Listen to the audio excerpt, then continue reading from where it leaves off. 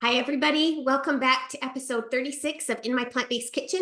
I am Emma Lebez-LaRocque. I'm a registered holistic nutritionist and a certified plant-based chef, and it is the day of the week that I am inviting you into my kitchen to today talk beans.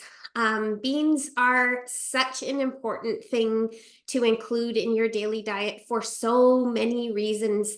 They are power sources of fiber, the kind your friendly gut bacteria thrive on, as well as protein. They are mineral rich, iron, calcium, manganese, copper. All of them have different minerals to offer. Vitamins as well. Often beans are a great source of folate, B9, as well as a host of phytonutrients and antioxidants as well. Black beans are one of the most antioxidant rich beans. All the, think the dark colors again. So they're a great source of all kinds of different nutrients. They can help keep our blood sugar stable for hours after we've eaten them. And that helps to guard against type 2 diabetes. They help to contribute to a healthy cardiovascular system, a healthy immune system, and they're essential for good gut health. There are so many great reasons to include beans in your diet on a daily basis, and they can be really tasty and delicious too.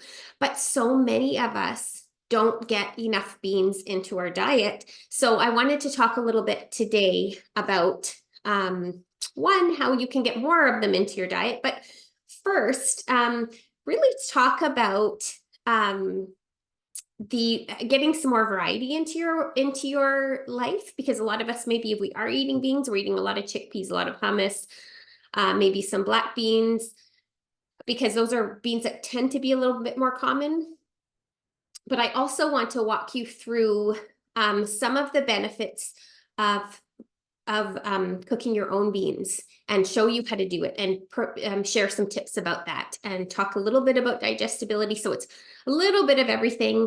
And in my newsletter, I'm going to share the link for my bean tip sheet, which is a 2-page handout that has all of this information that I'm going to share today, and probably even more. So look for that in the show notes, the link to the newsletter, and I'll share that on my newsletter and on my website if you want to go check it out.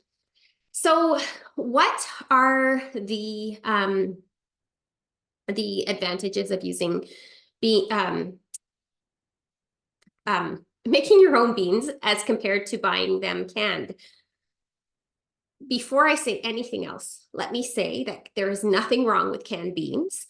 If this is how you are able to get beans into your life, there is absolutely nothing wrong with eating canned beans. The one thing I would caution you on is making sure you're getting beans that don't have added salt, because some beans will be sold, and in the ingredient list, you'll see salt, and you don't necessarily want added salt in. These are the places that salt hides in our the products that we buy.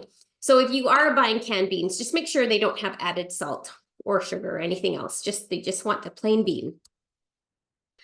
One of the other huge advantages is that it is so much cheaper. So if you are really going to make an effort to make beans a bigger part of your diet, this is a way that you can cut some costs or just save a bit of money in your kitchen. Of course, you don't have the garbage of the cans or the recycling. So there are all of those benefits. But as you can see, always keep some chickpeas, some black beans, often some kidney beans in a can for convenience's sake, because one of the disadvantages of making your own beans is that it takes some, or it's not a disadvantage, but it's just a fact. It takes a little bit more planning, and you need to sort of think through your week and think about it to have the beans ready, because it takes a little bit more time. But now that I've talked about that aspect of it, let me talk about some of the benefits, because they are great.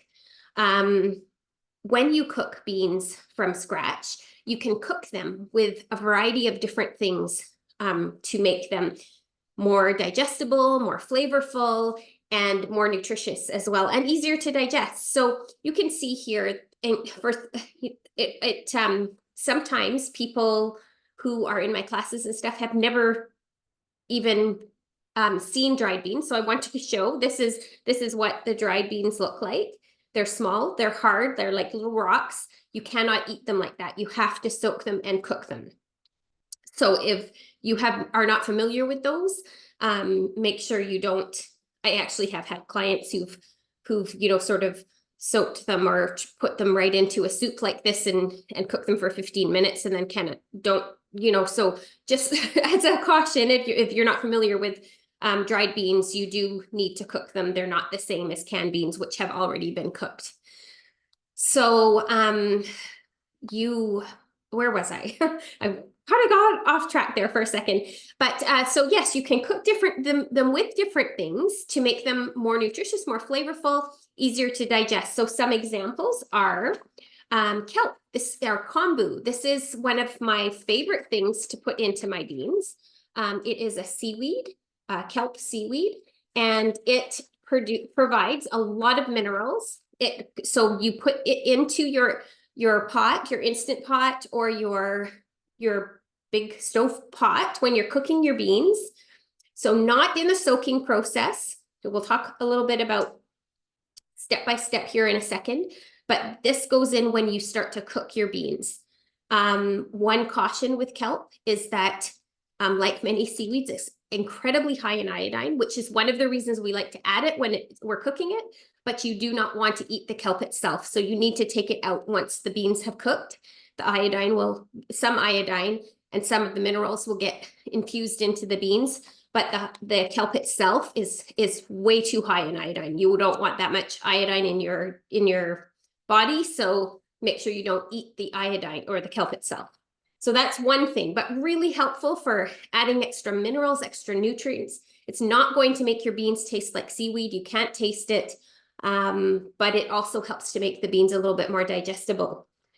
There are spices that you can add, and of course these do flavor the beans somewhat.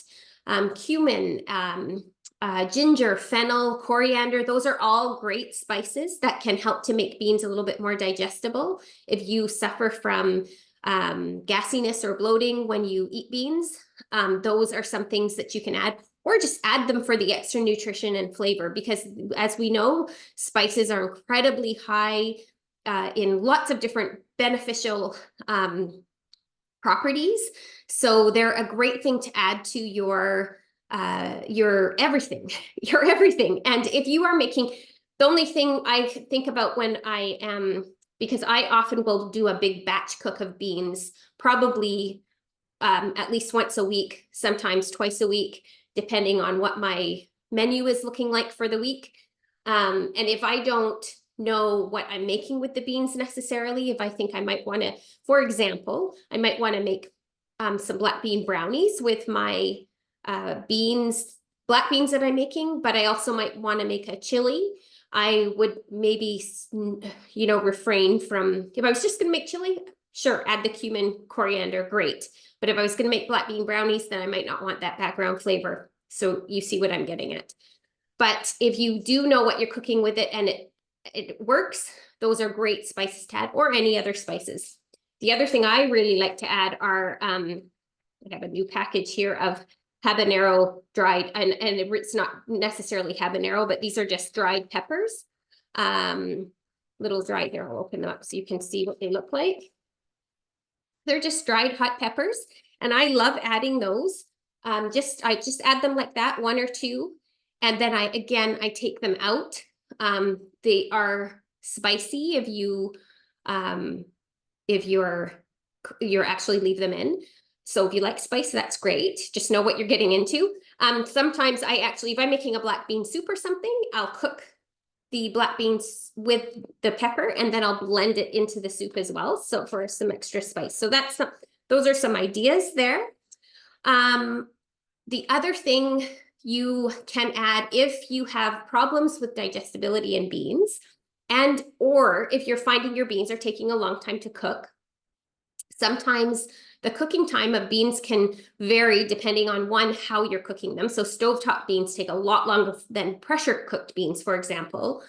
And two, if your beans are older, sometimes it can take longer for them to cook. So if you're having any problems with that, or if you are really struggling with the gassiness and digestibility of beans, adding a little bit of baking soda, just a little bit, about it. You don't want to go more than 1/8 of a teaspoon for about a pound of beans, because then you'll get mushy beans and it might destroy some of the nutrients. But if you just add a little pinch, that can really help them to cook faster, cook more thoroughly, and to be a little bit more digestible for you as a result of all of that. What's the other thing I want to mention? You don't want to add anything acidic when you're cooking your beans. So for example, lemon juice or tomatoes, because that can slow down the cooking process. And salt is one of those things that is still sort of old age wisdom that says don't cook your beans with salt, because that will harden. It hardens the outside of the bean first and it won't cook properly. Other people say that's absolutely not true. I have never cooked beans with salt. I don't, if I'm going to add salt to a recipe, I'll do that later on. So I actually haven't tested it, but that's sort of, I guess you can play with it if you want to see if it makes a difference. So, I have a few tips, and here's where I'm going to talk about the process of cooking beans. So you can see here, I have some black beans. I have just put these dried black beans. I don't usually measure them. I just know about the right amount. So I probably put maybe 2 cups of beans in here. And then you put plenty of fresh water. Again, I don't really measure, but I've got probably 3 inches of water over my beans. I'm going to do a quick soak with this. So you don't have to soak all beans, but again, it helps the digestibility. I'm not in a big rush for these. Or if you are in a rush so I'll often soak them overnight. Sorry, getting ahead of myself. So I'll often soak them overnight. So just put them in plenty of water, put them in a bowl and stick them in the fridge. So I'm pointing to my fridge, which you can't see is over there. Put them in the fridge and leave them overnight. And in the morning, they'll have popped up about probably 3 times their size, and they'll be ready for you to cook at that point. They are still not ready for you to just eat. So it is a process. Or if you're in more of a rush and say you decide that you want to make bean burritos for dinner and you haven't cooked any black beans and you don't have any canned beans, or you really want to cook your own beans, then you can do what I am doing here, which is to put your beans into a pot with plenty of water, put them on the stove, which I'm going to do right now. I'll have to add my lid later because I don't have it out. And bring it to a boil, just a rolling boil. And then when it's boiling, you can turn it off, put your lid on, and let it sit for 1 hour. And that is the quick soak method. And you can do this with the same method with chickpeas or kidney beans or any other type of beans. The only beans or a legume family, I pulled them out. Lentils, you do not soak. You do not need to soak. Split peas, usually you don't soak. So green split peas or yellow split peas. Other lentils, you do not soak because they cook quickly anyways. So these are some split green peas here. So these are great things to have on hand. Again, if you want to get the beans into your day, try to really get red lentils are useful and so tasty for so many different recipes, but they also are one of the things that you can pull out and cook in about 15 minutes. So you could make a red lentil soup. You don't need to soak them. You just rinse them, put them into your soup, and away you go. So less of a process than your chickpeas or your black beans or your kidney beans. Again, you'll find tons and tons of information and charts and things like that on different cooking times. And I'll talk a little bit more about that in a second. But and soaking as well, lots of different advice on soaking. Like I usually just, as a rule, soak everything overnight, or do the quick soak method and then cook them. They don't take as long to cook in that case. I know they're going to be thoroughly cooked through and very digestible and ready to go into any recipe I want. And so I usually just I'm in the habit of doing that. So I think it's a good habit to get into. But I'll talk a little bit at the end about how to know your beans are fully cooked as well. So, like I said, you do want to soak in plenty of fresh water overnight or for several hours, or do your quick soak. And this is to reduce the oligosaccharide content in the beans, because oligosaccharides are the sugars in beans that make them difficult to digest and give some people gas and bloating. There are certain beans that, I mean, I've definitely cooked black beans without soaking them. I usually do soak them, but I have done that in a pinch. But there are some beans in particular, red kidney beans, white kidney beans, any kind of kidney beans, you do not want to just try to cook those. You do need to soak them. You need to soak them, throw away the cooking water, because that's where the oligosaccharides will go. So you don't want to use the same water to then cook them in. And then once you've thrown away that water, add fresh water and then cook them again, or cook them. And so the amount, you want to make sure you have plenty of water. Once I have soaked beans, I usually use about up to, it's about an inch, my first knuckle of water above the level of the beans. So precise, right? I'm not going to give you a measurement. That's usually what I do. I stick my finger in the water, and it's about up to there from where I'm touching the beans with my finger. I use my Instant Pot, which you can see in the corner.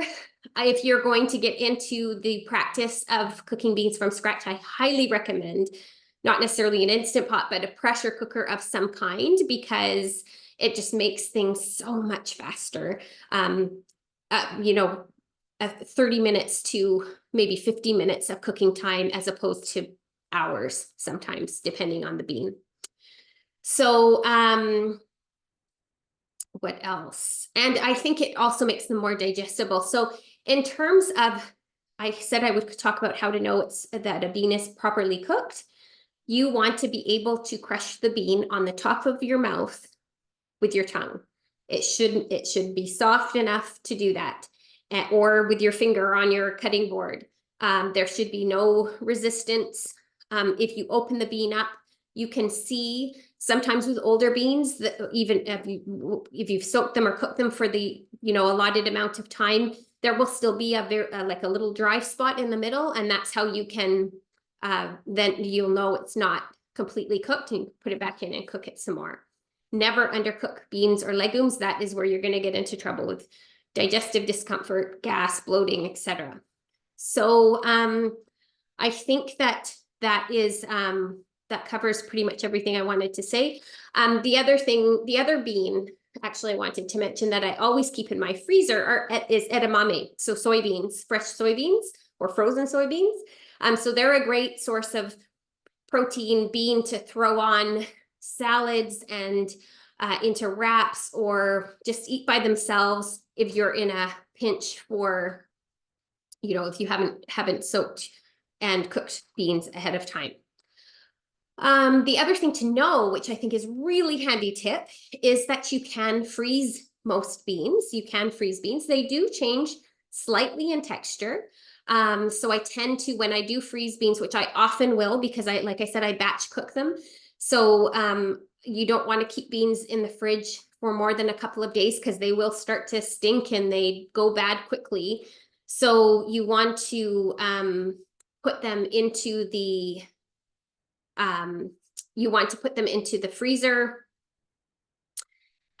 So I usually measure them out into 1.5 cup ratios, which is the amount that you'll get in a can of this size. And that's what a lot of recipes call for 1 can of beans. So you've got that amount in your freezer. But what I was going to say is I tend to use beans that I've frozen in things like hummus or soups or things like that, because they do change texture and become a little bit softer. And if I'm going to make something like a bean salad or something that I really want a nice, sort of taught texture for, then I'm going to use the ones that I have just cooked, which is what I'm going to do with. I have some beans right here that some chickpeas that I cooked up yesterday. So you can see I've got this is the kind of amount that I usually will do. These are the cooked chickpeas. Like I said, you can, whoops, I didn't use the proper, so, oh, you can't see that. You can just crush it easily with your finger. So I know they're well cooked. I cooked these with some kombu and then took the kombu out. And I'm going to use probably about half of these for like a chickpea tuna salad. I'm going to share my recipe, our favorite family recipe, with you in my newsletter and on my blog as well to go with this video. And I'm going to use the other half for hummus because we love hummus and we eat lots of hummus. And then with the black beans that I'm cooking up there, I probably will make some baked bean recipe because I love having that for wraps and just as a side dish maybe for this week to eat. Soups, stews, wraps, salads, putting a couple of tablespoons of beans in your smoothies even. These are all roasting them and having them as snacks. These are all really great ways to get more beans into your life. And a really good practice to get into because, like I said at the beginning, beans have such an incredible amount of nutrition and health benefits to provide to you.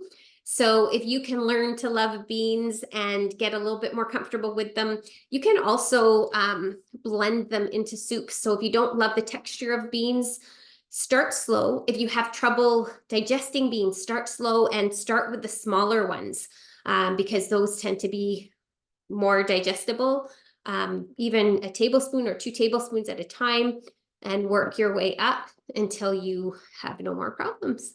Anyway, I think that is all I wanted to say today. So I thank you for joining me. And if you enjoyed this episode, please like it. Please subscribe to my channel, and I will see you next week. Have a great day.